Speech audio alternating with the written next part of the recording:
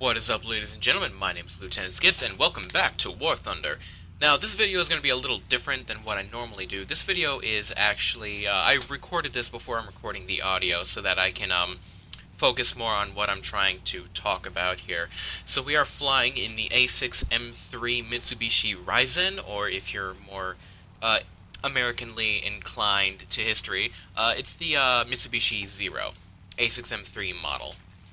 So the A6M3 Zero, it was back in World War II. It was Japan's premier fighter for fighting in the Pacific. Japan needed a supreme air superiority fighter that was light, fast, and maneuverable, so that they could fight against the American Pacific fighters, which at the time consisted mostly of late model Buffaloes and the early Wildcats, which, if you know anything about your Pacific history, they didn't do very well at all against the Zeros. It wasn't until right around the early to mid Pacific War, when the F-6F Hellcats came out, that the Americans were really able to get their place in the air over the Pacific, back where it should have been. Take their place over the Pacific Islands. So, the A6M3, it's armed with twin 30 caliber 7.7 millimeter machine guns in the nose of questionable effectiveness. However, when its twin 20 millimeter cannons in the wings run out of ammo, they are a nice little backup armament to have. Capable of reaching 334 miles an hour maximum. I believe that's when the red line actually comes up. However, I have not tested the maximum dive speed.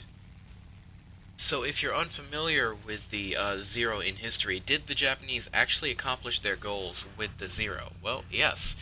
The Zero was very light, very fast, and as you'll see in this video, it was very easily able to pretty much pirouette, ballet dance around any fighters the Americans came up with. The only reason the Hellcat was able to beat them was because it was much more durable, it had better dive speed, and it did have a lot more endurance in the fight. The 650 caliber M2 Brownings that the Hellcat had, while it may not have had as much of a punch as the twin 20 millimeter cannons that the Zero had, they had a lot more ammunition to spare. So when those two cannons in the Zero ran out, those twin 30 calibers, they were not really able to pierce the Americans' armor as well as the twin 20s were. Speaking of armor, while the Japanese were able to make a very light, fast, and maneuverable fighter, that was kind of their downfall.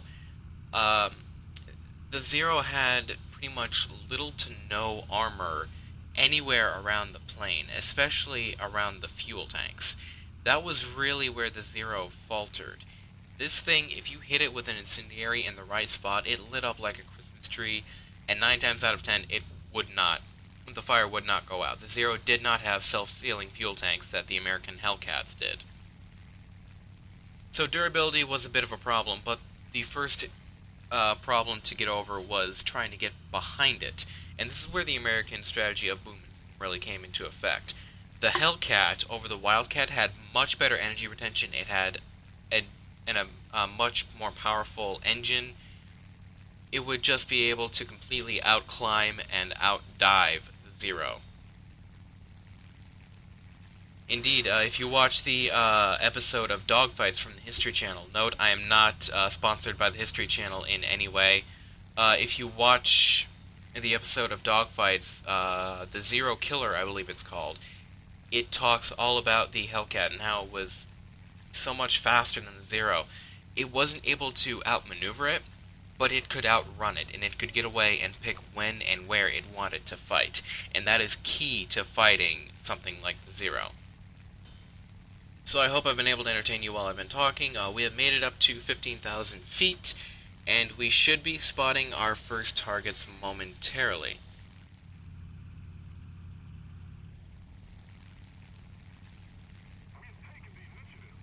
First targets have been spotted by Allied targets. You should be able to see down there. There are a couple dots that are kind of hard to see. This is the difference between arcade and realistic battles. If I was in arcade battles right now, I would know exactly who those people were, what they were flying, and how best to attack them. But as it stands, I have no idea what I'm looking at down there.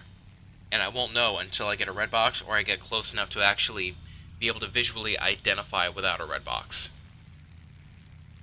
So just flying over top of these guys, I want to get into a position to dive down on them, try to get some speed up on them, and just try and see what I'm facing here.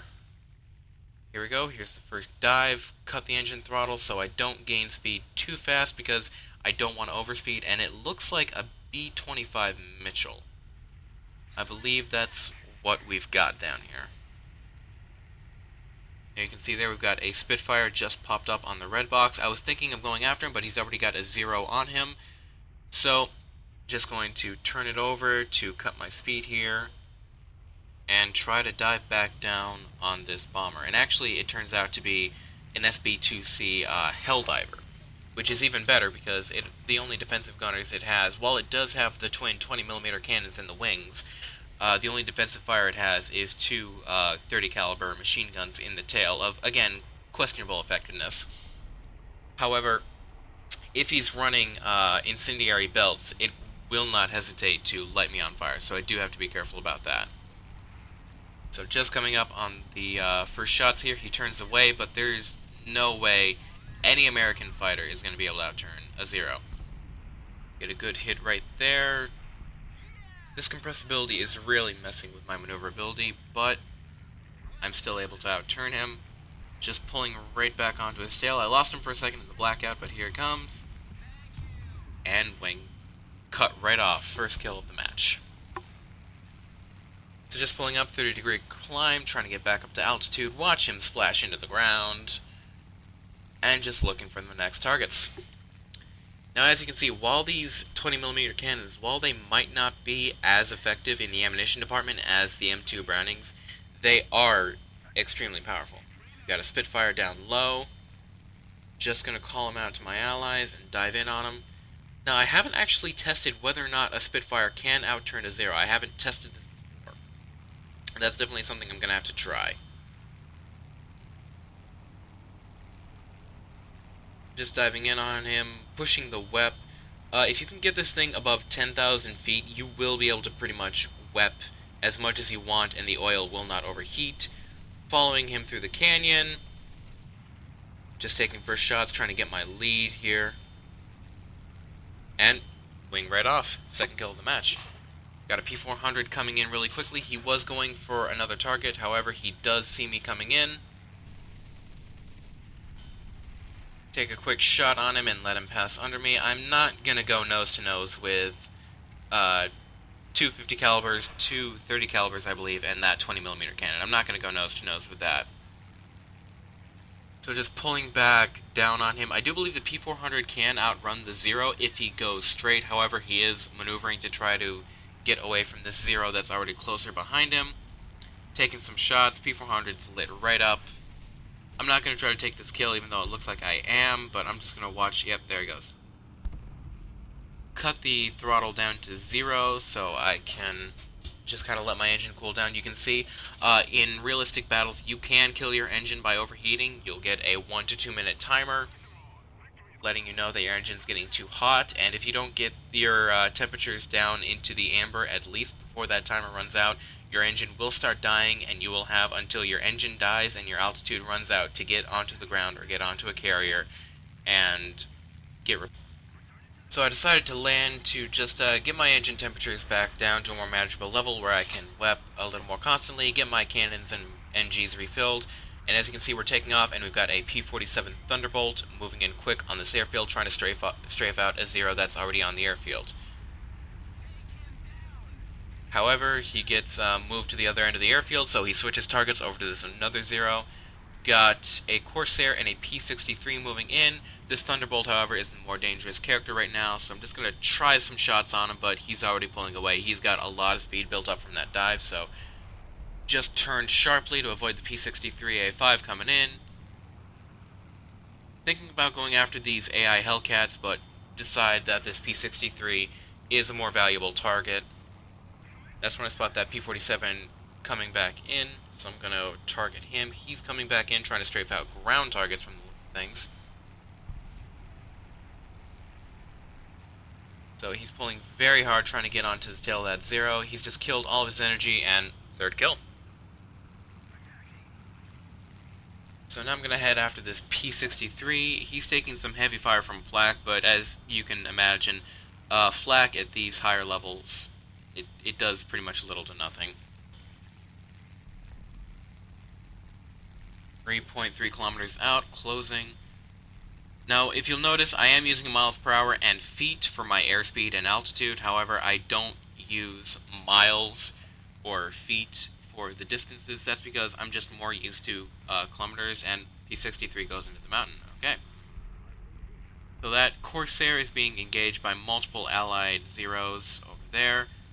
I was thinking about going after him, but he's already got 2 Zeros on him. Even if one of them's on fire, these Hellcats will be a much easier targets to go after because they're just AI.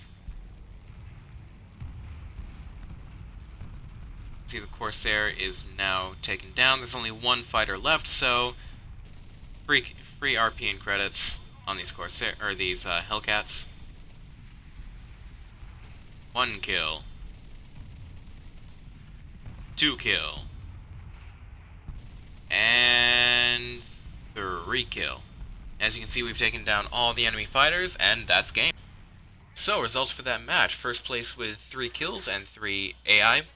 Ground Forces Rescuer, Bomber Rescuer ×2, Fighter Rescuer, Avenger, Professional ×2, Shadow Strike Streak ×2, Win Streak ×3, Final Blow, Survivor, and Terror of the Skies.